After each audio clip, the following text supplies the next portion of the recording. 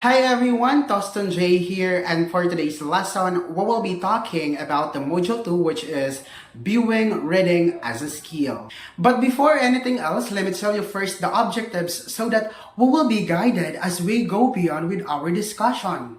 First, identify different reading skills and sub-skills. 2. Compare and contrast these views reading as a skill versus reading as a skills. 3. Enumerate application of the skills viewed to reading instruction. And the last one, illustrate levels of reading comprehension through questions on the reading sections. According to Alls 1982, not all humans read or learn to read. Among those who read, there are good readers. So based on this observation, many experts argue that reading is not a natural language process which can be acquired without instruction. While the readers recognized as an integral part of the reading print, reading is viewed as a skills that is learned. Reading involves a skills development process. That is, they are convinced that the successful acquisition of a reading ability is heavily dependent on the acquisition of the specific skill. Classrooms and remedial instruction have traditionally relied on the skills development process. Teachers teach reading, helping students to master a series of skills. For instance, a word recognition through phonics, structural analysis, context clues, as well as the array of comprehension skills. The Basel Reading Series has been used most universally to help students to develop and apply these skills. For a grade level, the materials usually consist of a textbook and a workbook. Now, what is a textbook and workbook? When we say textbook, it contains reading selection, while workbook, it contains the skills exercises. According to Otto and Chester 1976, skills development has three attributes that make it particularly appealing, and these are the following. First, the skills essential for success in reading can be identified and described in a reasonable, objective manner. That means that their development does not depend on any single set of methods or materials, nor is their development tied to any given grade or grade level. Second, the skills generally tend to be sequentially related. That is, certain skills must be taught and mastered before others can be introduced. Meaning to say, some skills serve as a foundational building blocks for others. In other words, a person needs to learn and become proficient in basic skills before advancing to more complex ones. The third one, the skills are generalizable, except for a new unique skills peculiar to the language taxonomy of a specialized subject matter. The same skills are applicable in all content areas. That means to say that most skills can be used across different subjects, except for a certain specialized skills that are unique to a specific field. In short, general skills transfers across subjects, but each field has a unique skills in language that must be learned separately. Now, let's moving on to the global reading skills and sub-skills. Alls 1982 cite words identification and comprehension as the two most global reading skills. Word recognition skills, also known as a word identification or the word attack. When we say word recognition, it is a twofold process that includes the recognition of the printed symbols by methods so that the word can be pronounced and the attachment or association of meaning with the word after it has been properly pronounced. Now, the word recognition strategies for pronunciation. Strategy number 1, phonics analysis and synthesis. Now, what is a phonics? It is a decoding techniques that is dependent on the student's ability to make the proper grapheme or phoneme correspondences. While analysis, it involves breaking down something into its component parts. Synthesis, on the other hand, it involves building up the parts of something into a whole. Strategy number 2, whole word or look and say method. This technique, also called the sight method, it helps you learn pronounced words, but it will not help you figure out the pronunciation and familiar word independently. Strategy number 3 is structural analysis and synthesis or word part. So now, what is structural analysis? It helps you to figure out the pronunciation of an unfamiliar word if that the word is composed of familiar word parts such as prefixes, suffixes, and roots. The technique is similar to that used with phonics and analysis and synthesis. Let's say, for example, the boss says that he is an undependable employee. Now, let's use the structural analysis. Let us break down the word its parts to isolate the root. The word is undependable. If we're going to use the structural synthesis, we have to blend it together from undepend and able. So we make the word undependable. So that is structural synthesis. The last strategy is the context clues. This is a word of recognition techniques, but it does not help us to figure out the pronunciation of words. Rather, we use context to help us gain the meaning of a word. Now, let's talk about the word recognition strategies for word meaning. Your ability to pronounce a word is not guaranteed that you will know its meaning. If it's not part of your oral vocabulary, you would not know what the word means. Now, let's take note these 2 strategies for word meaning. Strategy number 1, the context. By context, we mean the word surrounding a particular word that can help shed light on its meaning. Now, take a look at this sentence. This grill may be old, but I wouldn't wear anything else to the party. From the context of that sentence, you know that the nonsense word grill must somehow refer to an item of clothing. Even though you have never met grill before, the context of the sentence does not throw light on it. That means to say that you know from the word position of the word syntax that grill must be noun. And words such as wear and old and party give you the semantic clues to the meaning of the word itself. Now, the strategy number 2 is structural analysis and synthesis for word meaning. Take a look at this sentence. There is a lot of xenophobia among the citizens. From the positions of the word xenophobia in the sentence, you know that it is a noun. However, there is not enough information to help you figure out its meaning. So, by using a structural analysis, it is useful when the context clues are not enough and if the word is made up of a number of words parts. Now, let's break down the xenophobia into its word parts. Xeno means fear or hatred. By using the sentences, put together the word parts and you can conclude that the xenophobia means fear of strangers or fear for things that are foreign.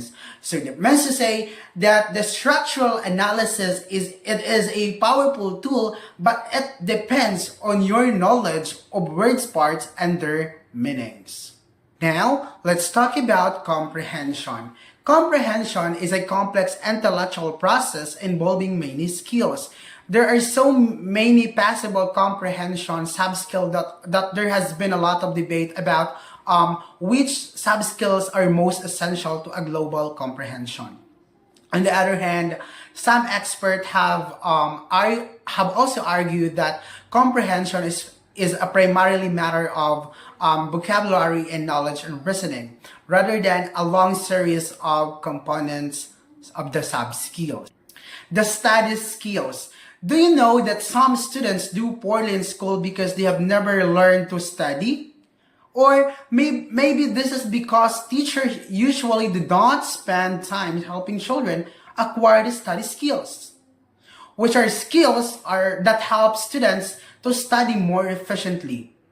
That's why studying study skills, it is important in a content area in reading, especially on how to teach them. Otto and Chester think that problems of identification and sequencing will be solved if skills instruction by following these steps. Identify the skills, using lists that have the support of the successful teachers. 2. State objectives that describe either mastery of levels of behavior or describe the situations for developing the skills. 3. Examine individual skills development to determine students' strengths and weaknesses. 4. Identify the carry out appropriate teaching learning activities. And the last one, of course, we have to evaluate the results. Let's talk about the negative result of the approach.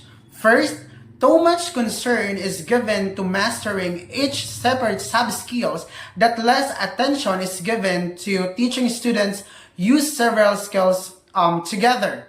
That means this is like giving piano students so many fingers exercises that they rarely find the time to play a real piano. 2. Skills learning becomes the primary objective of the reading program and skills become ends in themselves rather than a means to an end. It's like paying too much attention to the individual trees and failing to see the whole forest. 3. Since mastery tests have to be qualified, mostly lower level reading skills are emphasized. I refer to an items that require literal comprehension since their answer can be graded right or wrong. Reading as a unitary skills. The most often quoted reading expert who argues for reading as a holistic process is Kenneth Goodman, 1970.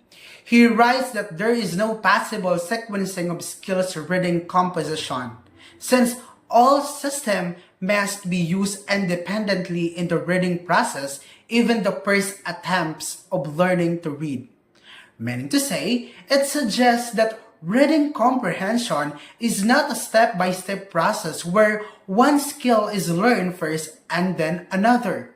Instead, it emphasizes that multiple skills must be used simultaneously, even from the very beginning of a learning to read. Reading as unitary skills can be expressed through this equation. The first equation summarizes what reading can be broken down into a component global skills: word recognition, comprehension, and vocabulary expansion, and the study skills and sub-skills. These sub-skills are usually listed in Cope and sequence charts. In this view, reading sub-skills are to be mastered one at a time, beginning with the simpler sub-skills and moving towards the larger, more complex skills. The second equation. It reflects the view of reading as a complex unitary skills which is learned through the integration of a various sets of responses, cognitive, affective, and psychomotor. In this view, the concomitant sub-skills function simultaneously, not separately. The keyword in this view is integration, which is achieved not through practice in separate skills but by reading authentic or real reading materials. Reconciling the two views. The two positions on reading skills development may seem contradictory or theoretical grounds, but they can be reconciled. I can say that the meeting point from which we can draw more coherent implication of reading instructions. Let's talk the advantages to reviewing reading instruction solely as a teaching skills. First, you have an analytic, manageable, and testable basis for designing reading programs, of course. 2. What you teach can be directly tested and you can assess the extent which instruction has influenced sub-skills learning, so you can also monitor individuals' pupil progress throughout the year. 3. You can teach reading in orderly manner by providing small linguistic units to be directly taught, practiced, and then applied during the reading of the text. Fourth, you can follow the specific sequence. The last one, you can estimate the level of mastery of discrete subskills by comparing subskills knowledge to proficiency in oral and silent reading performance. Now, the dimension of reading comprehension. First, lateral comprehension. It is the ability to obtain a low-level type of understanding by using only information explicitly stated in the text. Example, if a passage says that the cat is sleeping on the couch, a question like, "Where's the cat?" can be answered directly, "is on the couch." That means to say, it is essential reading skills, especially for young learners, before moving into higher comprehension skills like inference or analysis. The next one is interpretation. It is category demand a higher level of thinking because the question are concerned with answer not directly stated in the text but are suggested or implied. Example, if a passage says that Samantha slammed the door and threw her bag on the floor, a question like, "How is Samantha feeling?" It requires inference. The text does not explicitly state her emotion, but from her action, we can infer that she might be angry or frustrated. So, this skills is essential for a deeper reading comprehension and higher order thinking skills. The next one is evaluation or critical reading. These levels involves the making of a personal judgment on the text by the reader. Example, if a passage discusses climate change, an evaluative question might be, do you think that the author provided enough evidence to support their claim? Why or why not? So these levels of encouragement, deep engagement with the text and promotes independent thought. The next one is integration, application to self and life. This level stresses reading for use for values clarification. This reading act near completion as the child uses his reading in some practical way. Example, if a student reads a guide about healthy eating, an applied comprehension question might be, how can you use the information in this article to create a meal plan for a healthy lifestyle? So this level helps readers to actually make meaningful connection between reading and their personal experience. The next one is the creative writing. Uses divergent thinking skills to come up with new ideas or alternate solutions to those presented by the writer. Example, after reading a story about climate change, a creative comprehension question might be, can you propose an innovative way to reduce plastic waste in your community? This level challenges readers to be imaginative and innovative in applying what they have learned. Now, let's talk about the instruction on reading comprehension. Teacher must learn to construct questions that call for higher levels of thinking, and this should begin as early as preschool. Example, the students are looking at a picture of a child by a bed dressed in pajamas. After asking the children what child is wearing, we could try to elicit from them the answer to the following questions.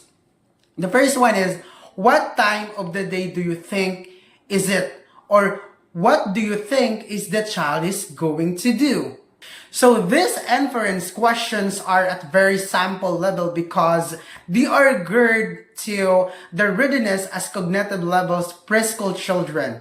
But as a children progress to higher level thinking, they should be confronted with more complex interpretation or inference problems.